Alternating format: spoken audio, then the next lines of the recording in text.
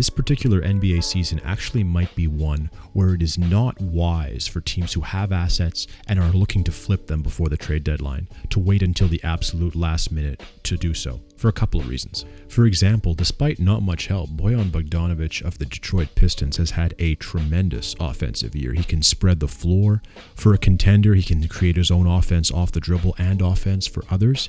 He is the type of player that would be in tremendous demand any year, but a lot specifically this year because of the parity that exists 1 through 10 or 11 in both conferences. Combine that with the newfound play-in, and many more teams think now at the halfway point of the season that they may be a piece or two away from getting to where they want to go.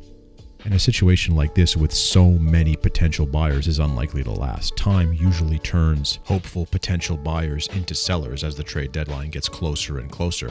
And so this particular year, the team that creates a bidding war for their players first might be the one to benefit the most.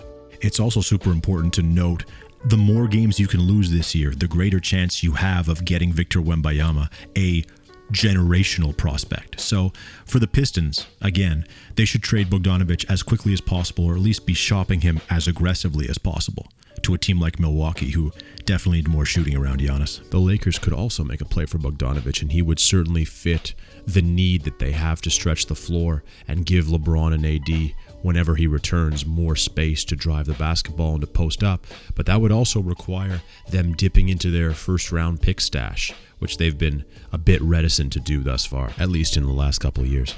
The longer they wait, the greater chance there is that Bojan either gets injured or his performance regresses a bit and lowers his value, and that the Pistons actually have a chance of winning more games, which in a year where you absolutely need to be as high in the lottery as possible is definitely not great for the franchise. And all this is not to say, of course, that Bojan isn't a super valuable player. He isn't just some dude who you're flipping because you want to maximize his value even though he's not great. Bojan is an excellent offensive player. The problem is he just unfortunately at his age does not fit with Cade Cunningham, Jaden Ivey, and Jalen Duren. That younger crop of Pistons is not going to be ready to win until Bojan is not nearly as effective a player as he is now. So flipping him is really the only reasonable option. We'll see what they decide to do.